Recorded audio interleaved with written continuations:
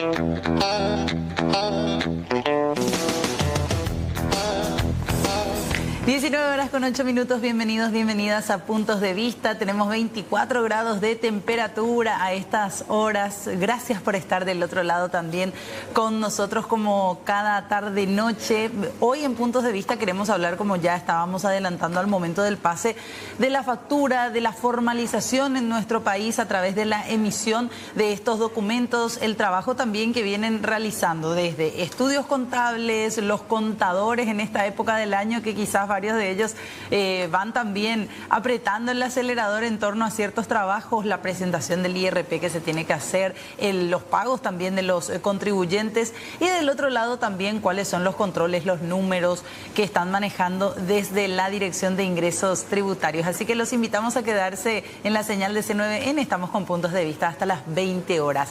Por eso ya quiero saludar a nuestros invitados de esta tarde noche. Están con nosotros la licenciada Nilda Correa. Ella es contadora. ¿Cómo le va, licenciada? Gracias por venir. Muy bien, muchas gracias por la invitación, Fernanda, y bueno, buenas tardes también a la gente del canal y a la teleaudiencia. ¿Usted, licenciada, trabaja de manera particular con un estudio contable? Soy directora de un estudio contable. Tenemos un equipo de trabajo de gente, estamos entre 16 personas y bueno, abarcando un poco en todo lo que sea la parte de rubros, comercial, industrial, prestación de servicios, y estoy en el rubro hace 17 años, ejerciendo la profesión. Ok, ¿acá en Asunción o en dónde? En Asunción, así mismo. Bueno, gracias por venir, por su tiempo también. El licenciado Osmar Zarza también nos acompaña, él es director de Grandes Contribuyentes de la Dirección de Ingresos Tributarios. ¿Cómo le va, director? Bienvenido. Gracias, buenas tardes. Buenas tardes para usted y para toda la teleaudiencia. Gracias por la invitación. Gracias. Funcionario de carrera ya, ¿verdad? De carrera. Yo formo parte del mobiliario ya de la Dirección Nacional de Ingresos. ¿Hace cuántos años, director? Estoy como hace 29 años más o menos. Y ha pasado, visto por varios cargos, ¿verdad? Varios... Sí. Estuve desde bastante joven por ahí. Y sí me desenvolví en varias instancias dentro de la institución. Sí, hay que hacer una diferencia de los grandes contribuyentes. ¿En qué se diferencian? ¿Quiénes lo son? ¿Quiénes son pequeños contribuyentes? Podemos partir un poco de ahí, por favor. Sí, claro. A ver, empecemos por los números. Somos 740 grandes contribuyentes. Estos 740 grandes contribuyentes aportan aproximadamente el 70-75% de la recaudación. ¿Sí? Y básicamente son los mayores aportantes los grandes contribuyentes, ¿eh? O sea, de esa manera los distinguimos. De hecho que hoy la Dirección Nacional de Ingresos Tributarios también tenemos una unidad de medianos contribuyentes y de pequeños contribuyentes. Cuando hablamos de grandes contribuyentes, ¿son empresas en su gran mayoría? La mayoría de empresas, sociedades anónimas en general, ¿verdad? Sí.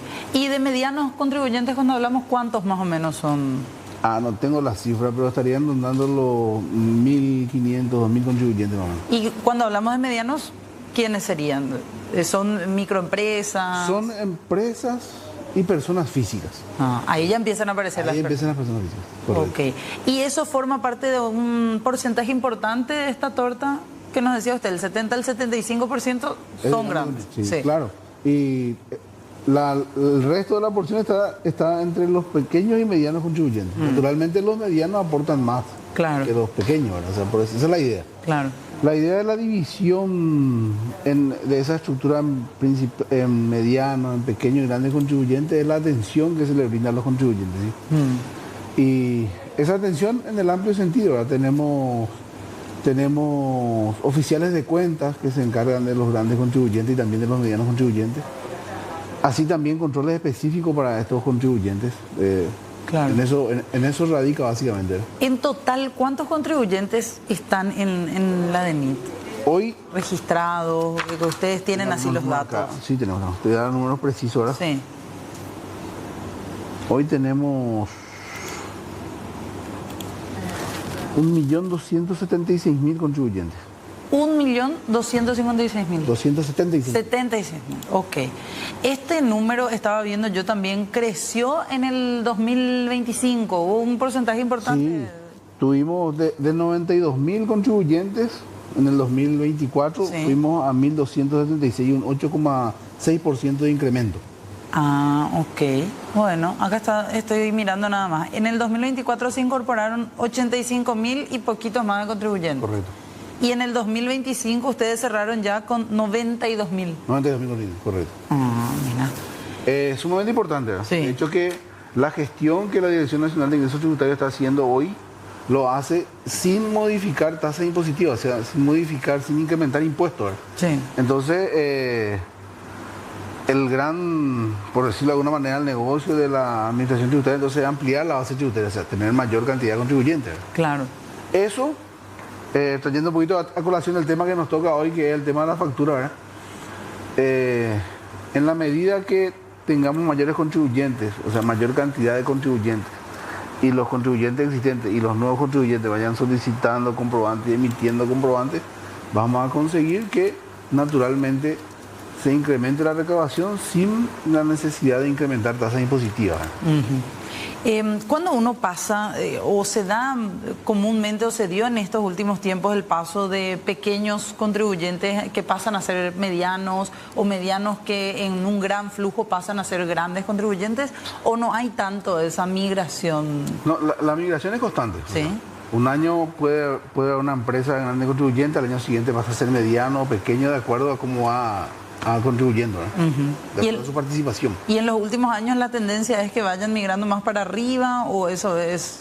No, lo que pasa es que la cantidad de contribuyentes es estática, 750 contribuyentes y nada más. Ah. No es que vamos incrementando. No va aumentando. No, vamos en todo caso ajustando la cifra. Claro. Pasamos mediano a pequeño de acuerdo a cómo va contribuyendo. Claro. ¿Y cuánto es el número que tiene que manejar o cuánto más o menos es el flujo, no sé si mensual o anual, que uno maneja para ser considerado grande o pequeño, director? A ver, no. Lo que pasa es que para ser grande contribuyendo una combinación de cosas, ¿verdad? No solamente cuánto aporta el fisco, Sí. también la envergadura de sus activos, ¿verdad? O sea, es una combinación de cosas, no es que no podemos decir Este aporta en el tanto. mes 10.000, por eso pasa a ser grande, ¿verdad? Claro. No funciona así. Claro. Ahora, entiendo la pregunta porque normalmente tendemos a relacionarlo con el impuesto a la renta personal. Sí. En cuya situación es diferente, nosotros decimos 80 millones al año debe ser contribuyente el impuesto a la renta personal, ¿sí? Y a partir de ahí con las obligaciones de exigir los comprobantes, hacer los registros. Entonces ahí sí podemos decir, bueno, 80 millones dividido 12 me da 6 millones y 6 millones 500, entonces por ahí me convierto en contribuyente de renta Sí, personal, ¿verdad? sí. Entonces por ahí sí entiendo la pregunta. Ahora, para los contribuyentes de rentas comerciales, hoy con los 7880 tenemos diferentes regímenes de impuestos, ¿verdad? De res simple, el simple y el gran, o sea, el del régimen general. Y ahí también sí podemos decir, si es que el contribuyente no supera los 1.000 millones de guaraníes de ingresos, puede liquidar por el régimen simple. Sí. Si no llega a los, si supera los 80 millones, pero no los 500, entonces por el res simple, ¿sí? O sea, por el simple y por el res simple, aquellos que no tienen ingresos superiores a 80 millones. Sí. Entonces por ahí sí podemos hacer la categoría, ¿verdad? Por cómo los contribuyentes van ingresando y liquidando sus impuestos. Claro. Con todo este aumento que nos dan, esto sin duda alguna ayuda también a lo que tiene que ver con la formalidad, con la formalización del país. La emisión de facturas es una práctica a la cual ya nos estamos acostumbrando más, director. Sí, sin lugar a dudas, sin lugar a dudas. Allá por el 94, 93, cuando yo empezaba mi carrera, eso era estábamos mucho más acostumbrados a escuchar en los comercios, ¿querés factura o no querés factura? Sí. Desde el 2004 en adelante, más o menos, en el cual se hizo una campaña intensa de concienciación, ¿verdad? Que hoy estamos en paso agigantado en eso. Entonces estamos mucho más acostumbrados. Es más, yo creo que si hablamos de generación, la generación siguiente a la mía, o sea, una persona que hoy tiene seguramente 40 años, está muy acostumbrada a pedir comprobantes, ¿verdad? Los niños están acostumbrados a pedir comprobantes. Claro. Yo cuando era niño, yo cuando era niño no sabía ni que existía eso. Sí. Recuerdo que se hacía la liquidación de lo que comprábamos en la despensa en el cartoncito de la caja de cigarrillos, ¿verdad? Sí. Hoy eso no existe, ¿verdad? Hoy la criatura compra algo y pide comprobante. Es algo natural, ¿verdad? Claro. Y mira que la ENIT hoy está trabajando en el sistema de facturación electrónica y eso va a ayudar aún más. Sí. Va a colaborar mucho más en la formalización. Nosotros decimos, bueno, pero ¿por qué es lo que queremos que la economía se formalice? ¿Por qué es lo que la gente, la ANI, nos insiste con este tema? Y en realidad cuando se habla de esta cuestión de lo que nos permite a todos es la previsibilidad en el futuro de lo que va a ocurrir. ¿Por qué, directamente? Y porque tenemos cifras ciertas. Nosotros queremos, o sea, el Estado quiere hacer mejora en un determinado sector, necesita saber quiénes son esos y cuántas personas están, ¿verdad? Claro. Entonces, este mecanismo, o sea, el asunto de los comprobantes, ayuda a eso. Entonces, muchas veces decimos, no, las personas que se dedican al comercio, no, ellos no quieren. En realidad también a ellos les ayuda, o sea, a todos. ¿Sí? Pero se tiene todavía ese pensamiento, y también acá la quiero incluir ya la licenciada Nilda Correa, de que cuanto más yo voy presentando factura, voy pidiendo factura, más voy a tener que pagar de impuestos. Entonces uno tiene todavía ese pensamiento, porque me parece que es completamente erróneo, ¿verdad? Pero uno va pensando todavía desde un aspecto negativo el hecho de la formalización, ¿no? O eso va cambiando ya, creo. Yo hoy creo que hoy ha cambiado bastante, es mi percepción, ¿verdad? Como te digo, las personas están muy acostumbradas hoy, es difícil escuchar ya que no quieren emitir factura. Que no quieren emitir. Naturalmente. Pero en el interior hay más. Naturalmente hay, claro. O sea, si vengo y te digo, ¿sabes que no existe eso? Voy a mentir. Lo que la ENIC hace permanentemente es reducir esa brecha. En eso es lo que se trabaja permanentemente. Claro. Siempre va a haber. Sí. Tenemos que ser sinceros en eso. Ahora, el trabajo consiste justamente en la concienciación. Porque yo quiero un comprobante y digo, ¿para qué me sirve el comprobante? Y sirve, primero, si yo soy consumidor, me permite tener una posibilidad de ir a reclamar algo. ¿Sí? Me permite demostrar que el bien o el servicio que yo adquirí es mío. ¿Sí? Para la empresa o las personas que emiten el comprobante, de hecho, le permiten también hacer una proyección más acertada de sus ingresos y de sus egresos. O sea, ¿qué quiere decir? Eso es su ganancia. Claro. Licenciada Nilda Correa, aumentó el flujo de trabajo, me imagino, también con la cantidad de contribuyentes que se van sumando también al fisco, ¿no? Sí, aumentó, y también la iniciativa misma del contribuyente de querer formalizarse, ¿verdad? Yo creo que hoy por hoy también un poco todo lo que es el circuito de lo que es nuestra economía, de la mayor cantidad de gente que es contribuyente, como bien decís, cuando uno ya es contribuyente de IRP, o uno cuando se convierte en contribuyente, ya sabe que tiene que hacer el ejercicio del hábito de pedir facturas. Sí. Entonces, normalmente nosotros en el estudio contable solemos escuchar, por ejemplo, qué sé yo, cuando le sale pagar algo a un impuesto, pero le pagué a fulano tal cosa, pero ¿tiene factura? No tiene. Entonces es un poquitito también ahí educarle, ¿verdad? Como suelo yo hablar con mis clientes, de empezar también a formalizarle a ese proveedor con el que estoy trabajando, explicándole de que tiene que formalizarse, o que muchas veces si no se formaliza o no puede entregarme a mí la factura por el bien o el servicio que estoy adquiriendo, que voy a tener que buscar otra persona para trabajar, para que a mí me pueda documentar el gasto. Empezar a rechazar ese tipo de... Entonces, ¿qué pasa? Eso también viene atrás, ¿verdad? Mucha gente que llega al estudio contable y nos dice, yo quiero formalizarme, ¿cómo es la cuestión? Y ahí nos sentamos y hablamos y les explicamos, ¿verdad? Dependiendo de la actividad que ellos hacen, qué tipo de impuestos tienen que tributar, bajo qué régimen, qué pueden deducir, qué no pueden deducir. Pero hoy por hoy hay mucha iniciativa, como digo, de ellos de querer formalizarse. Los que no, también vemos la resistencia, ¿verdad? También vemos esa resistencia de gente que no quiere, muchos por desconocimiento, muchos por miedo, otros simplemente porque están enojados con el Estado, ¿verdad? Claro. Entonces es lo que constantemente escuchamos, pero terminan accediendo porque también todo el circuito de la economía nos está ayudando a bancarizarnos. Y también eso ayuda, porque si yo quiero tener una cuenta bancaria, una caja de ahorro, entonces normalmente el banco me dice, ¿de dónde son tus ingresos? ¿Verdad? Claro. Entonces ahí un poquitito, eso también es un estímulo y un incentivo para la gente que viene y se acerca y dice, bueno, ¿qué tengo que hacer? ¿Cómo hacemos? ¿Cómo empezamos?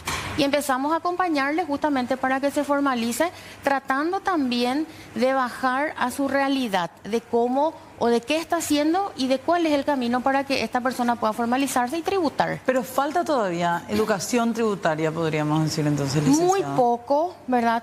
Como te digo, hay gente que se resiste. Hay gente, verá, pero hay gente que ingresa al sistema sin saber exactamente qué es lo que tiene que hacer, qué tiene que presentar, por qué tiene que presentar. Hay gente que, por ejemplo, viene y nos dice, bueno, le dicen, yo quiero que me ayudes a formalizar, pero yo no entiendo nada. Entonces yo le digo, bueno, yo necesito que entiendas, porque si vos entendés, nos vas a ayudar. ¿Y cómo nos vas a ayudar? A hacer que sea un poco más efectivo y eficiente tu gestión de gastos.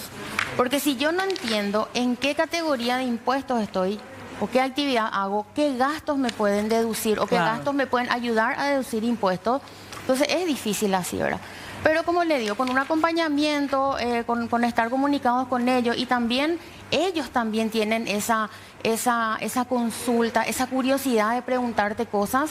Entonces, hoy por hoy, a mí me pasó pasar por la reforma, la 2421, la 6380, entonces lo que evolucionó esto es impresionante, ¿verdad? O sea, yo rescato muchísimo eso, como dijo hace rato el licenciado, ¿verdad? Es algo que a lo que era antes y lo que es hoy, las facilidades que tenemos en tecnología, en recursos, se puede. Pero sí falta un poquitito todavía reforzar. Claro. Algunas personas, como digo, que se resisten. Y desde la DENIT, ¿no son muy técnicos a veces hasta las capacitaciones, los recursos, las herramientas que tienen en la DENIT? ¿No haría falta hacer ese ajuste, director, para enseñar desde el ABC del contribuyente, desde lo más mínimo y lo más básico para que uno aprenda? Sí, de hecho, mira, trae algunos números. Sí. Nosotros desarrollamos charlas en las escuelas y en los colegios. Este año hicimos, el año pasado, 12.661 alumnos y 528 docentes. Sí. Donde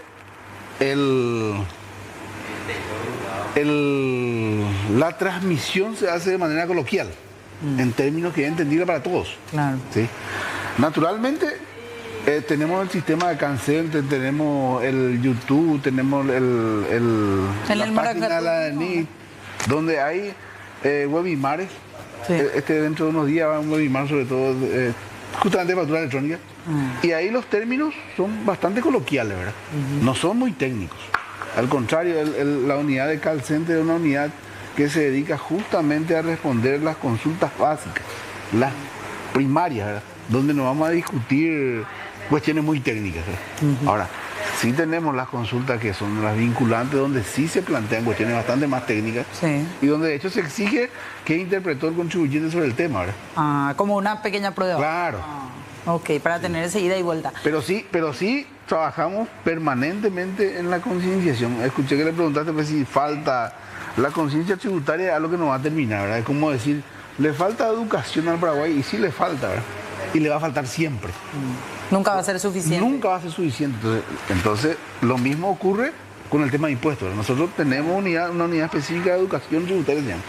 Pero es cierto también lo que decía acá la licenciada. Hay mucha gente enojada con el Estado, quizás no ni siquiera con la DENIT, ¿verdad? Pero a nivel político dice, yo no quiero pagar impuestos porque veo a dónde van y a dónde no van mis impuestos, ¿verdad? Entonces es un poco también de ese lado, a nivel Estado, no digo DENIT, pero a nivel Estado también es que eso nos tiene que llamar la atención, ¿no? Claro, naturalmente dónde van destinados los ingresos tributarios siempre es una cuestión que hay que analizarla, ¿verdad? Sí.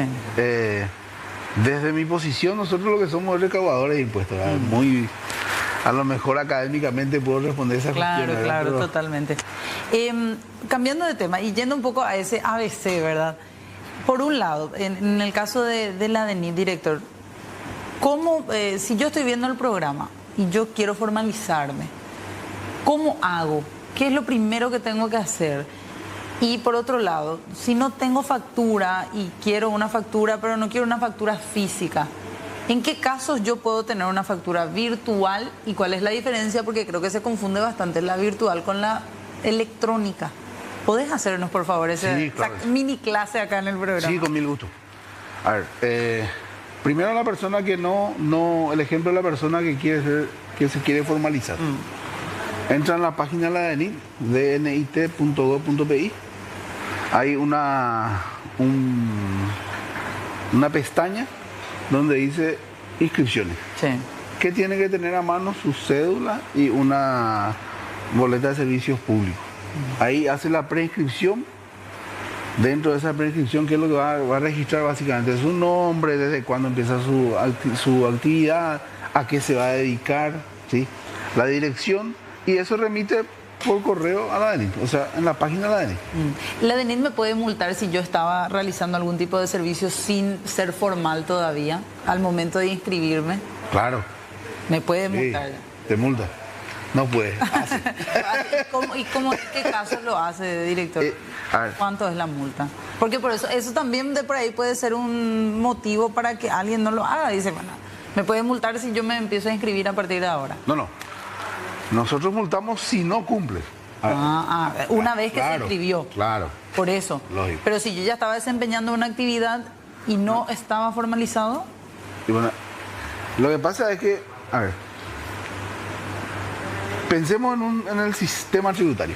En el sistema tributario nosotros pensamos y decimos, bueno, que queremos entender que es un sistema y es un conjunto de leyes, órdenes, ordenanzas, decretos, reglamentaciones, instituciones que buscan un fin común, trabajan todos juntos para un fin común, en este caso para la recaudación de impuestos.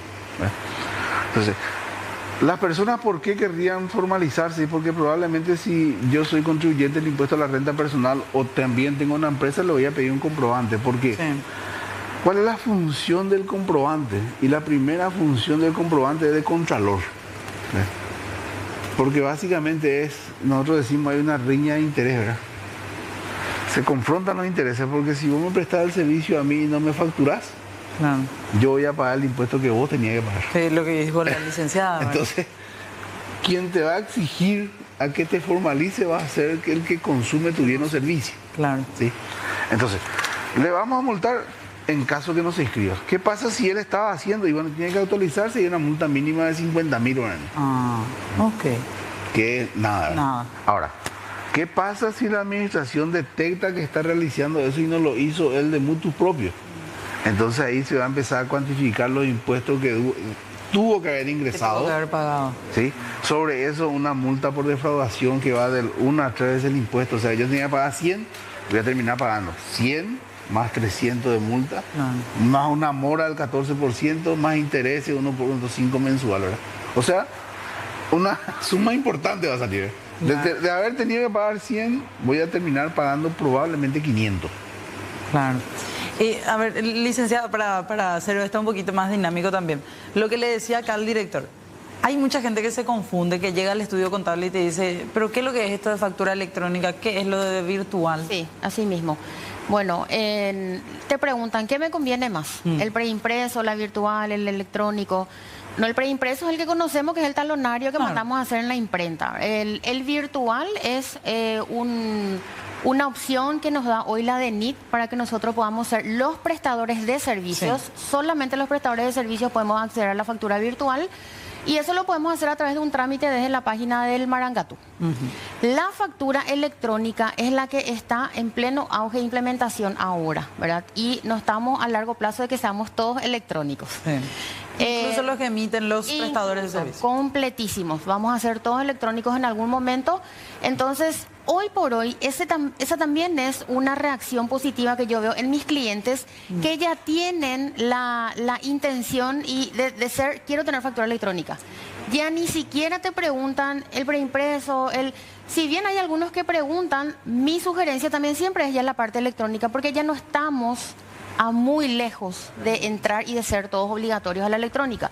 Y la electrónica también tiene muchísima facilidad en cuanto al manejo de la documentación y en cuanto a la recepción también, porque si yo me voy a un local y compro un bien o un servicio y me factura electrónicamente, esa factura yo ya lo recibo en mi correo electrónico y también se aloja en la página de la DENIT, que yo puedo acceder en cualquier momento. ¿Con el código? Con el código, el código que está, el número larguito que está abajo, que le llamamos nosotros el CDC. Entonces, la factura virtual también es práctica, ¿verdad? Porque el prestador de servicio puede desde el celular entrar y emitir su factura. Lo mismo se puede hacer con la factura electrónica. Entonces, hoy por hoy esa herramienta es accesible, es fácil y es mucho más práctico para los contribuyentes. Las personas que tienen preimpresa o autoimpresas son menos, ya son menos, al menos los que yo manejo en el estudio contable. y van dando ese paso también de evolucionar con esa herramienta. Ok, pero lo más conveniente, dice usted, es ya directamente pasar a ser electrónico. Así mismo. Por más de que sea yo un pequeño contribuyente, un prestador de servicios con igual, se puede, porque es más, hoy por hoy, cuando nosotros hacemos la inscripción de un RUC, automáticamente el contribuyente nuevo ya es facturador electrónico. ¿A partir de cuándo eso, director? Desde este año. Desde este año. En realidad, la factura electrónica empieza hace 3 años más o menos. Sí. Hacer algunas acotaciones nomás sobre el punto, ¿verdad? El primero es como sobre lo que dijiste al final, por más que yo sea uno chiquito, si nosotros tenemos un sistema que le llamamos Equatiai, y ese es gratuito, ¿sí? Para el facturador que tiene un solo punto de expedición. Es un trámite breve, debe llevar su cédula de identidad, ¿sí? Pero se hace presencial. Porque tiene que haber una firma. Sí. Hasta ahora estamos presencial. En un futuro, en el mediano plazo, probablemente ya va a ser toda distancia. Okay. De hecho, que la Dirección Nacional de Ingresos Tributarios tiene planeado que todo el mundo sea electrónico para el año 2029. Es que está a la vuelta de la esquina ya, ¿verdad? Claro. Y yo consulto una cuestión porque hace no mucho tiempo, si no recuerdo mal, hasta el año pasado, había quejas de contadores porque el sistema en sí estaba siendo bastante lento. Me decían algunos contadores, había problemas de facturas de hace 2 o 3 meses que todavía no aparecían en el sistema. Así mismo. De hecho, que seguimos teniendo eventualmente esas particularidades, ¿verdad? Nosotros en el estudio contable, en una oportunidad, por ejemplo, detectamos una factura de una empresa X por una compra de 13 millones, por así decirlo, pero la factura estaba a nombre de otra persona. No estaba a nombre del contribuyente que estaba en cuestión ahí, ¿verdad? Entonces, ¿qué pasa? Cuando empezó todo este tema de la implementación de la factura electrónica, al menos desde nuestro estudio contable, nosotros tratamos de que nuestros clientes colaboren con nosotros en el sentido de que, por más de que la factura le llegue al correo, o si ellos quieren imprimir, o muchas veces hay comercios que te dan el impreso, pero es electrónico, igual que nos acerquen, porque es una forma para nosotros de cruzar con lo que está alojado en el sistema. Pero hay errores incluso de contenido. Hay. Y no hace mucho tuvimos otro caso de una inmobiliaria que figuraba el RUC de nuestro cliente, pero el nombre era otra persona. En ese caso lo que nosotros hacemos es nos contactamos con la administración de esa empresa y tratamos de subsanar el error, ¿verdad? Previo al pago del impuesto de No, antes, porque nosotros eso nos percatamos cuando estamos cargando la documentación de los clientes, ¿verdad? Entonces, esas son algunas que otras particularidades que por experiencia surgieron en el estudio contable y nos dimos cuenta, ¿verdad?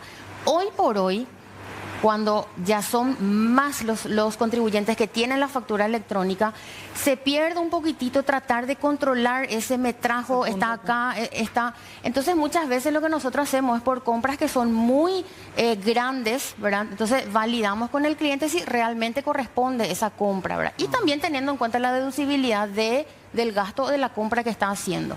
Claro. Errores suelen haber, particularmente como te digo, nosotros en el estudio detectamos 2 o 3 de esa índole. ¿Y se subsanan rápido? Y bueno, normalmente en este caso, por ejemplo, la administradora con la que yo hablé de la otra empresa me dijo que sí, que iba a ver, que iba a ver su porque base se de tiene datos. que anular esa factura. Claro, o sea, ellos tienen que ver la forma, porque ahí hay otro tema. Para anular las facturas electrónicas también hay una condición. No es algo que podemos nomás anular, ¿verdad? O sea, tiene que tomar su tratamiento, tiene un periodo de anulación, yo creo que es 48 horas, si no estoy equivocada. O muchas veces cuando pasa el periodo que nos dan para anular, se tiene que hacerlo con nota de crédito, ¿verdad? Entonces hay ahí una condición que, si bien es un poco burocrática, por así decirlo, porque hay que hacer el paso, no termina o no le resta agilidad y practicidad a su uso, ¿verdad? Entonces, eso es lo que yo, en base a la experiencia, puedo aportar un poquito con esos errores, errores que hay, ¿verdad? ¿Y caídas del sistema se siguen dando? Caídas del sistema se siguen dando, pero ya no tanto como antes, porque antes sí era una locura, ¿verdad? Hoy por hoy, si bien hay días que está el sistema lento, ¿verdad? Ya no es algo como hace, qué sé yo, 1 o 2 años atrás, en donde era generalizado, en donde era... Y era constante también. Era constante, era con cada vencimiento. Y hoy por hoy eso también fue mejorando. Suele haber, sí suele haber, ¿verdad? Pero en la intensidad ya es menos. Ok.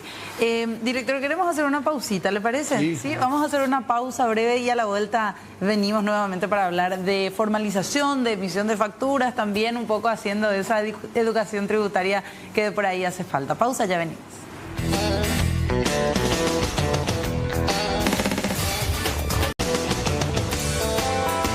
19:42, seguimos hablando de formalización, de emisión de factura legal, de aumentos también de contribuyentes ante la Dirección de Ingresos Tributarios con nuestros invitados de esta tarde-noche, con el licenciado Osmar Zarza, que es director de grandes contribuyentes de la DENIT, pero que le estamos sacando el jugo no solamente en esa área, ya teniendo en cuenta su conocimiento y sus años en la institución, y a la licenciada Nilda Correa también, que es parte de todo un estudio contable sumamente importante acá en la ciudad de Asunción.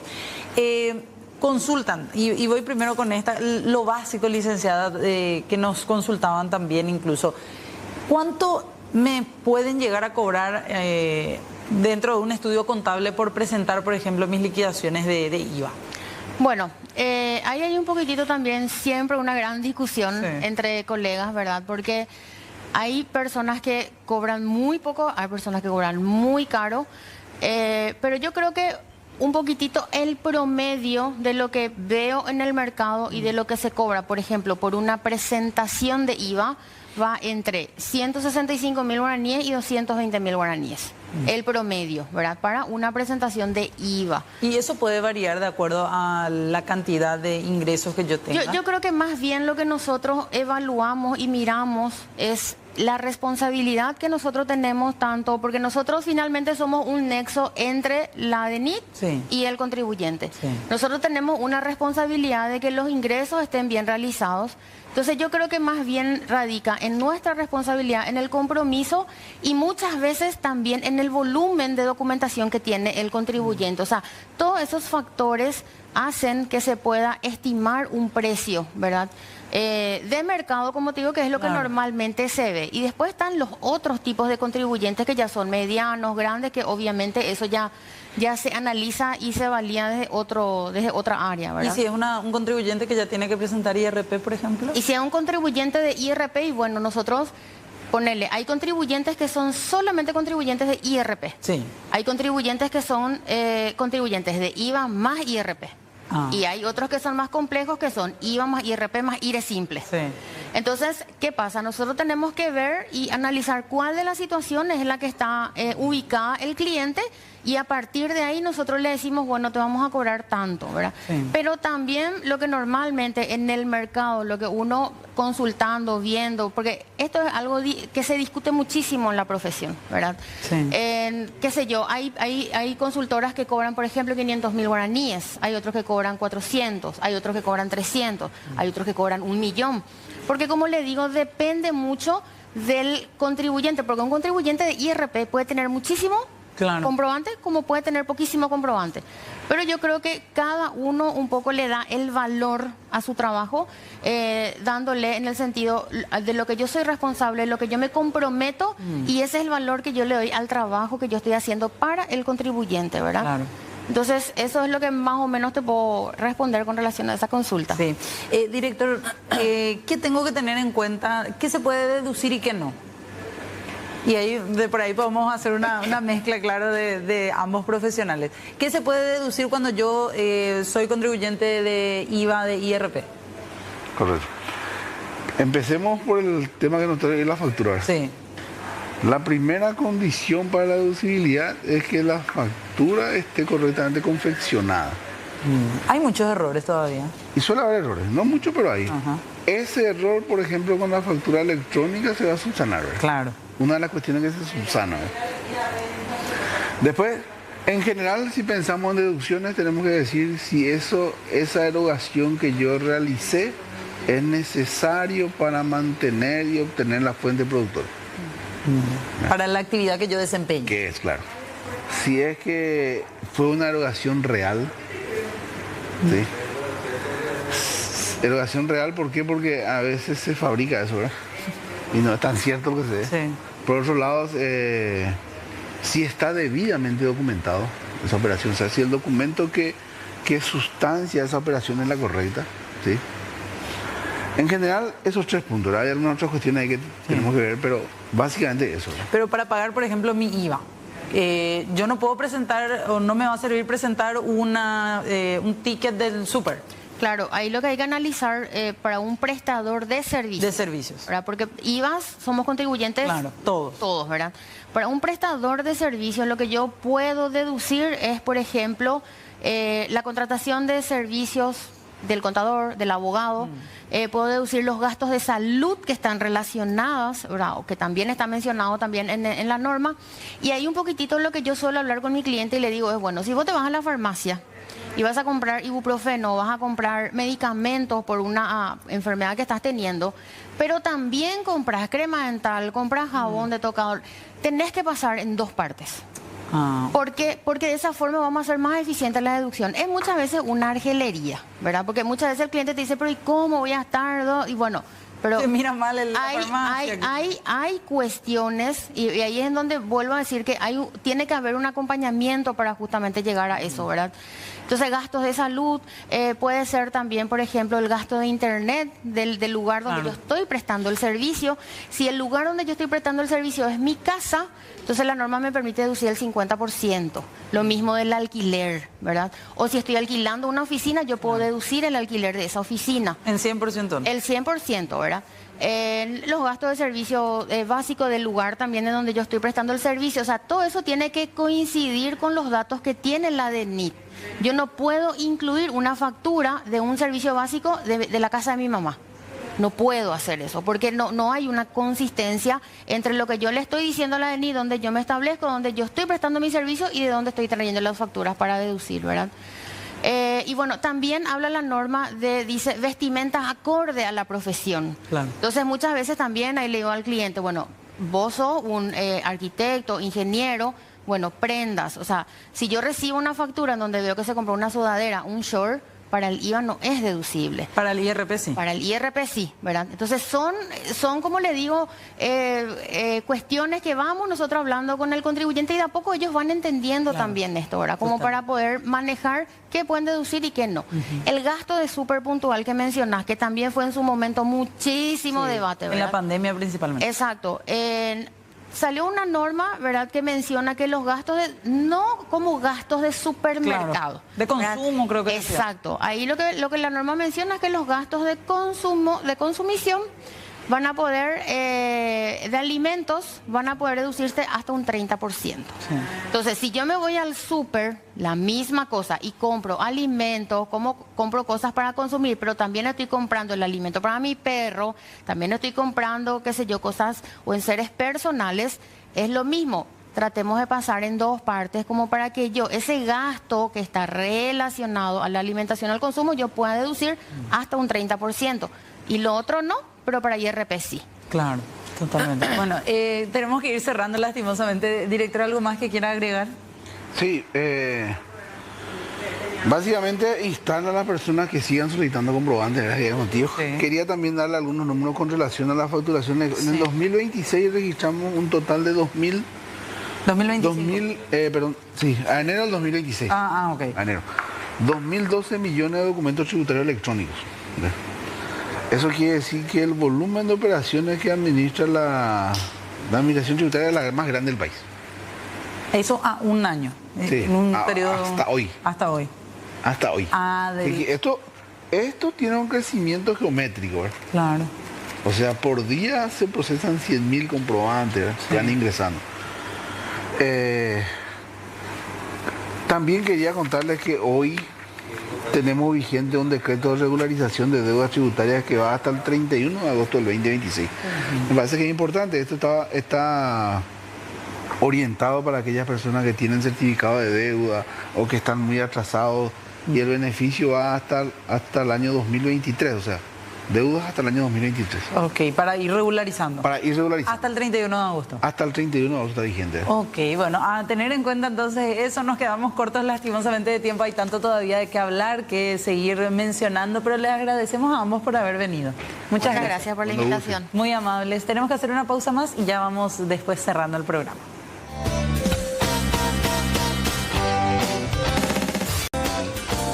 Antes de irnos también queremos compartirles esta información buscando obtener cualquier dato de utilidad porque en el transcurso de esta madrugada se ha dado el robo de un automóvil. Esto ocurrió en el barrio Nazaret sobre la calle Encarnación, casi Nazaret específicamente.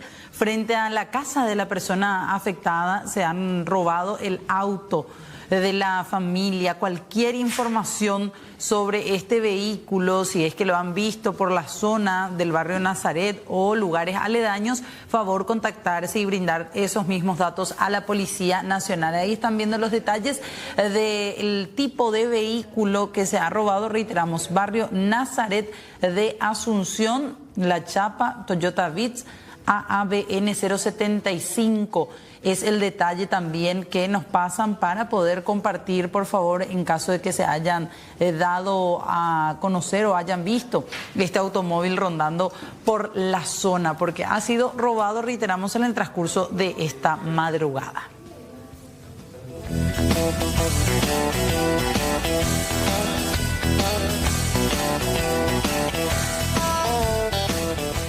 (19:56) vamos cerrando ya el programa, obviamente con Modo Mundial a continuación.